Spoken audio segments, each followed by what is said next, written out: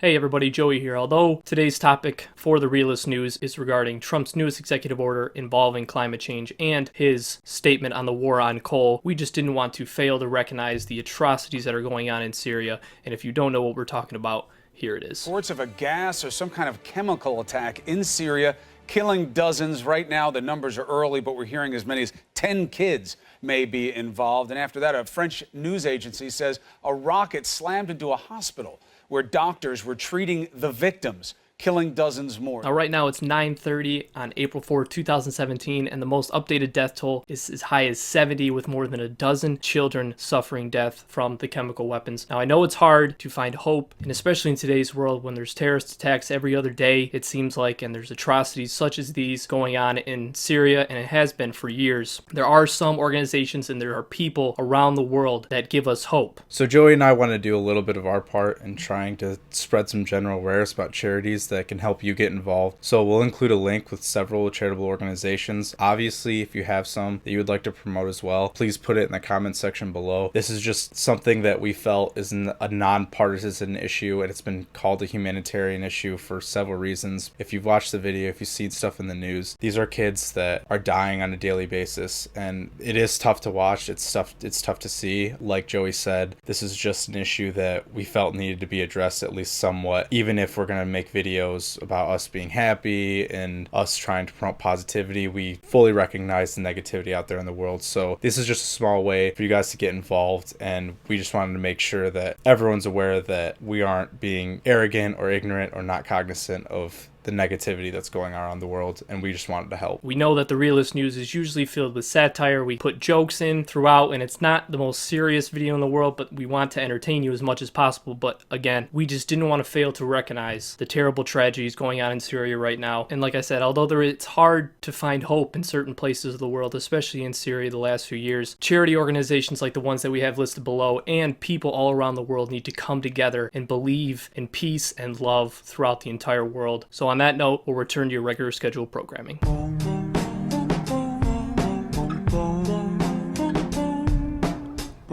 What's poppin', everybody? This is Tom and Joey Entertainment. I am Joey, and welcome back to the Realist News. This is a weekly segment where Tom and I discuss the most important news stories going all around the world in order to keep you informed. And speaking of, I am joined, as always, by Tom. Tom, what is happening? What's crack-a-lackin'? Ready to get done with this video so I can play Tony Hawk's Pro Skater 4 tonight. Nothing wrong with a little Tony Hawk's Pro Skater 4. Today's topic of discussion is Trump's newest executive order involving Obama's regulations towards climate change and his quote-unquote war on coal. So in order to introduce this topic, you're not going to hear it from me. I'll let the Donald explain himself. My administration is putting an end to the war on coal. I am taking historic steps to lift the restrictions on American energy, to reverse government intrusion, and to cancel job-killing regulations. So although Trump emphasizes that this executive order is going to put an end to the job-killing regulations imposed by the Obama administration, and it's going to put the end to the quote-unquote war on coal, these are the details on what exactly he is repealing. Signing an executive order at the Environmental Protection Agency that undoes the Clean Power Plan, allows for new coal mines on federal lands, rescinds at least 6 Obama executive orders aimed at curbing climate change and regulating carbon emissions. So now that we've heard from Trump himself and we've kind of gotten a background of what the executive order entails, Tom, I ask you this. Do you think there is a war on coal? Why or why not? Nope, there's not a war. There's no war.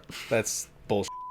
If you want a simple answer, I mean, as of why, I just don't think that there's any war on any industry. The coal industry is a business. There's no war on any business. It's just there's more efficient ways to get energy, and people want to invest in that, and coal damages the environment, and people care about the environment. Yeah, I mean, honestly, I think it was just campaign rhetoric. I mean, he said it before again and again during his campaign trips that he was going to end this war on coal and put coal jobs back on the map. But it just comes down to that coal has been a failing industry for the last 30 years, and don't take it from us. Take it from statistics from the Bureau of Labor Statistics. Solar jobs now account for 260,000 energy jobs in the country, almost 4 times the number of coal industry jobs, which is about 70,000 as of May of 2015. And when it comes to coal and gas, clean energy jobs outnumber those jobs almost 5 to 1. So not only is this war on coal non-existent. The data is there to prove that fact. I mean, solar jobs, wind jobs, hydro jobs, all the renewable energies, including natural gas, is not only cheaper to produce than coal, but it's also growing in significant amounts. People are investing in renewable energies. Companies are investing in renewable energies. Companies aren't stupid. People aren't stupid. They want to save the earth and keep the earth healthy and keep our air clean and keep our water clean. I mean, you look at, there were numerous polls, several polls that came out during the election that no matter what side you're on, Republican or Democrat, left or right, people care about climate change. I think it was almost as overwhelming as much as 75% of the electorate recognize that climate change is a worldwide issue and they want to do things and put investments and actions towards combating climate change. And getting away from the environmental aspects, I mean, let's break down the finances. If you're a company and you have a ton of machinery and you're running these huge plants, so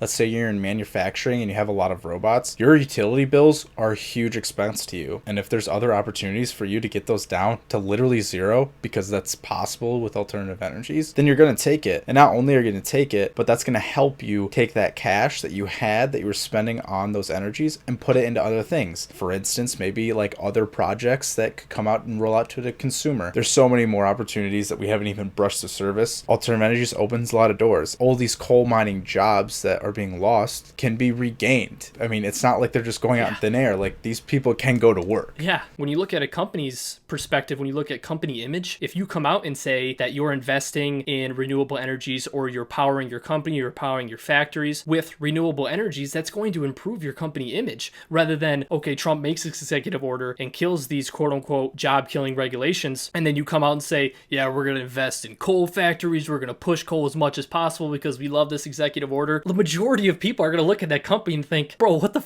are you doing? This isn't 1960. This is 2017. And one of the goals of this executive order was, like Trump said, eliminating these job-killing regulations. And what he means when he says those regulations, and it means that the Obama administration put an emphasis on renewable energies to the point where they wanted companies to invest in renewable energies and not invest in coal. And I'll let EPA head Scott Pruitt explain that a little more. And we also want utility companies making decisions on how to generate electricity based upon an entire portfolio of options. Natural gas, oil, coal, renewables, hydro, across the board. We at the EPA should not be, advancing regulation to force upon utility companies winners and losers. They should make it based upon price and also the stability of electricity. And to a point, I get what Scott Pruitt is saying there, where he doesn't want to restrict companies and kind of tell them what to do. But I completely disagree in the sense that I think it'd be a good thing to kind of push companies and push businesses in the direction of renewable energies. The result of doing that is going to create companies and businesses investing in renewable energy, creating jobs from that investment. From a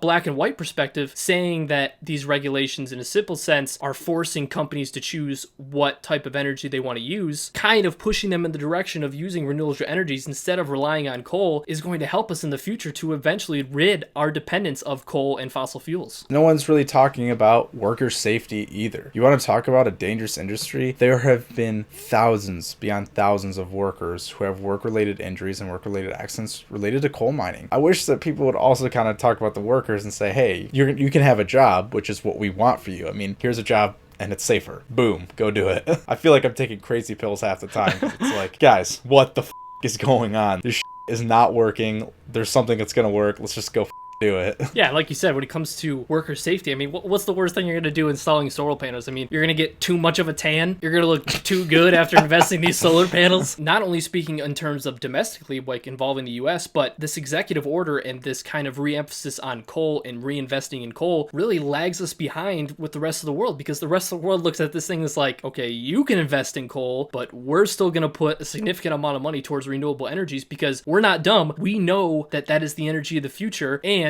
I'll let Democratic Senator Ed Markey tell you a little bit more about it. What they, in this executive order, are saying is that we're going to be the laggard. We're not going to compete. We're going to cede to Germany, to China, the ability to develop these new clean energy technologies, which will then proliferate and create jobs all across the planet, just not here in the United States of America. So really, when you look at long-term prospects of this executive order and Trump's re-emphasis on investing in coal, I think it puts the U.S. massively behind these other countries. I mean, you look at the Paris Climate Agreement, Trump has threatened to pull out of that, and other countries have come out and straight up said that, okay, if you pull out, we're not going to pull out, we're still going to invest in these energies. They know this is a good idea to invest because it creates jobs. And like you said earlier, yes, coal is losing jobs. It's been falling really for the last 30 years. That's how progression works.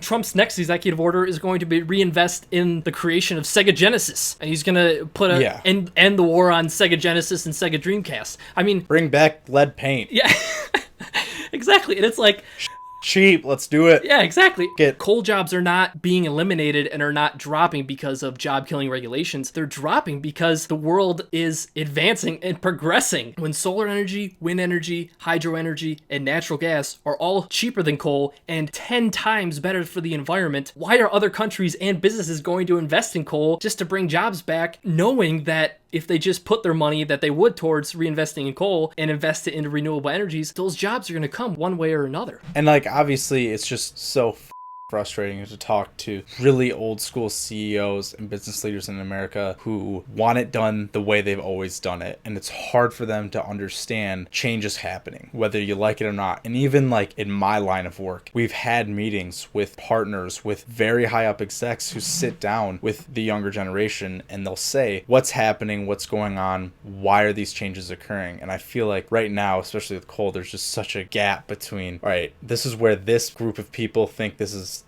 where we're going to go. And then there's this group that just wants to stay where we've always been. It gives a lot of other people and a lot of other companies competitive advantages over us. They're implementing it now. And we're just kind of blinders across the highway looking straight down one road and saying like, no, that's never going to happen. That's never going to catch on. Businesses have to adapt. Businesses, they start, they grow, they hit max, and they die. And we are in the decline of the coal industry. It's so evident, and it's time to move on. The breakup, it's happened. It's time to find the new wife, time to get married to somebody else. This is like, it's over, it's done. We went through litigation, the lawsuit, everything. She got half, whatever. It's over. Let's go. Let's move on. Alternative energy is young and sexy. Let's do it. It's time to officially unfollow coal on Twitter and Instagram. So there you have it, everybody. There are our opinions on Trump's newest executive order involving climate change and his quote-unquote war on coal, which is really non-existent. If you have any opinions on Trump's newest executive order, if you have any opinions on climate change in general, renewable energy,